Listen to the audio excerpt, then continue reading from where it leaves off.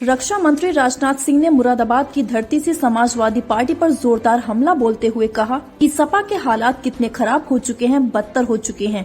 अब वो लाल पोटली हाथ में लेकर घूम रहे हैं। बहनों भाइयों, जो डूबता हुआ होता है उसके लिए तो तिनके का ही सहारा बहुत होता है। सपा भी इस बार के चुनाव में पूरी तरह से डूबने जा रही है, इसलिए उन्होंने लाल पोटली का सहारा ले लिया है। राजनाथ सिंह ने इस बार भाजपा सरकार आने पर एक नारा मंच से दिया है, जब होगा कानून का शासन तब विकास योगासन। एक आसन हमने सपा और कांग्रेस के लिए छोड़ दिया है, शीर्ष आसन। रक्षा मंत्री ने अमरोहा की धरती से लद्दाख में सेना का शौर्य भी याद दिलाया है। उन्होंने पूरे भाषण के दौरान कई बार सपा पर जोरदार प्रहार किए और सीधे तौर पर कहा कि सपा बसपा गुंडों की पार्टी है। उनके ज्यादातर नेताओं पर मुकदमे दर्ज हैं और बड़े बड़े नेता भ्रष्टाचार में लिप्त होने के कारण जेल में बंद हैं। रक्षा मंत्री ने मुख्यमंत्री योगी की प्रशंसा करते हुए कहा कि उन्होंने गुंडों के ऊपर बुलडोजर चला रखा है और कोई माइका लाल ये कह नहीं सकता कि भाजपा की सरकार में किसी भी मंत्री के ऊपर कोई भ्रष्टाचार का आरोप लगा सके। वहीं कल कांग्रेसी नेता राहुल गांधी द्वारा संसद में लगाए गए आरोप का भी रक्षा मंत्री ने मुरादाबाद की धरती से जवाब देते हुए कहा कि वह कह रहे हैं कि मोदी जी की सरकार की गलत नीति के चलते पाकिस्तान और चीन की दोस्ती हो गई है। ये कहकर देश की जनता को गुमराह करने की कोशिश कर रहे हैं। जब जवाहरलाल नेहरू प्रधानमंत्री थे तो उन्होंने जम्मू कश्मीर की एक घाटी उन्हें सौंप दी थी। रक्षा मंत्री आज मुरादाबाद की कांठ विधानसभा से भाजपा प्रत्याशी राजेश कुमार चुन्नू के लिए एक जनसभा को संबोधित करने पहुंचे थे।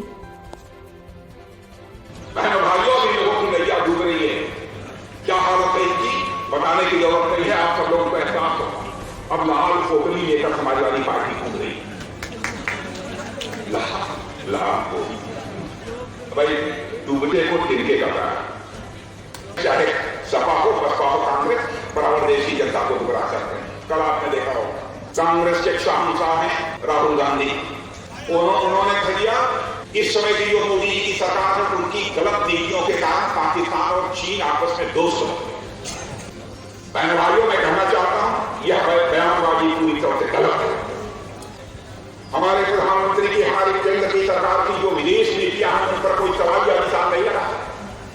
मैं उन्हें याद दिलाना चाहता हूं पंडित जवाहरलाल नेहरू जी जब भारत के प्रधानमंत्री थे तो बहन भाइयों उस समय पाकिस्तान ने सतगाम की घाटी को चीन के हवाले कर दिया था। इतनी गहरी दोस्ती चीन और पाकिस्तान की।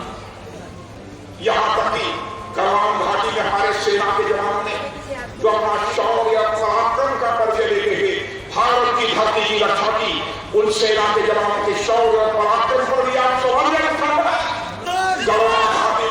गलवान घाटी में जिस तरीके से हमारे सेना के जवानों ने अपनी बहादुरी का परिचय देते हुए, अपना बलिदान देते हुए भारत की एक इंच धरती को भी नहीं जाने दिया पाकिस्तान के पास, उनका अभिनंदन किया जाना चाहिए, स्वागत किया जाना। परसों पहली तारीख पेश किया गया है बजट। उस बजट को उठाकर आप देखिए, पहली बार आजाद भारत के इतिहास में मुकम्मल व्यवस्था की गई है धान और गेहूं की खरीद करने के लिए और न्यूनतम समर्थन मूल्य पर धान और गेहूं की खरीद करने के लिए 2,37,000 करोड़ रुपए खर्च किए जाएंगे। बहनों भाइयों, इस प्रकार की मुकम्मल व्यवस्था हमारी सरकार में। हमारे कुछ किसान भाई जो 3 किसान कृषि संबंधित बिल पास हुए थे, संसद में कानून बने थे, उसको लेकर नहीं आपत्ति की। आपत्ति हो सकती, लेकिन हम लोगों ने सोचा कि यह किसानों के लिए बहुत ही कल्याणकारी है।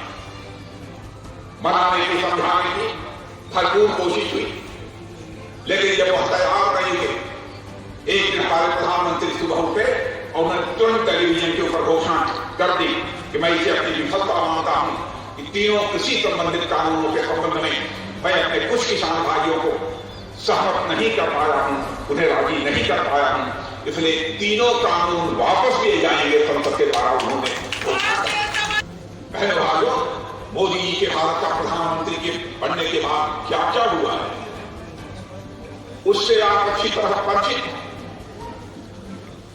पहले हालात इस प्रकार के थे कि अंतर्राष्ट्रीय मंचों पर भारत कुछ बोलता था, दुनिया गंभीरतापूर्वक से सुनती नहीं। भारत कमजोर भारत है, बोलने दीजिए, क्या फर्क पड़ता। लेकिन आज भारत के लिए अंतर्राष्ट्रीय मंचों पर कुछ बोलता है बहनों भाइयों, तो सारी दुनिया गंभीरतापूर्वक कान खोलकर सुनती है। यह भारत की हैसियत पूरी दुनिया में बनी। समाजवादी पार्टी की भी सरकार रही, गुंडे बदमाश कितने हौसले के गुंडे माफिया करके की चोट पर अपने सीने का मदद खोल कर सकते।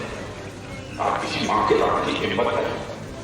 ये समाजवादी पार्टी की सरकार आगे आएगी तो बहनों भाइयों इन सब सारे गुंडे बदमाशों के हौसले बुलंद हो जाए, माफियाओं का वैसे ही बोलबाला हो जाए। क्या आप चाहते हैं कि उत्तर प्रदेश में यही सरकारी चीजें दोहराई जानी चाहिए? इसलिए मैं कहना चाहता हूं किसी भी सूरत में भारत की राजनीति में भारतीय जनता पार्टी विश्वास का संकट नहीं पैदा होगा। जो हम कहेंगे करके दिखाएं।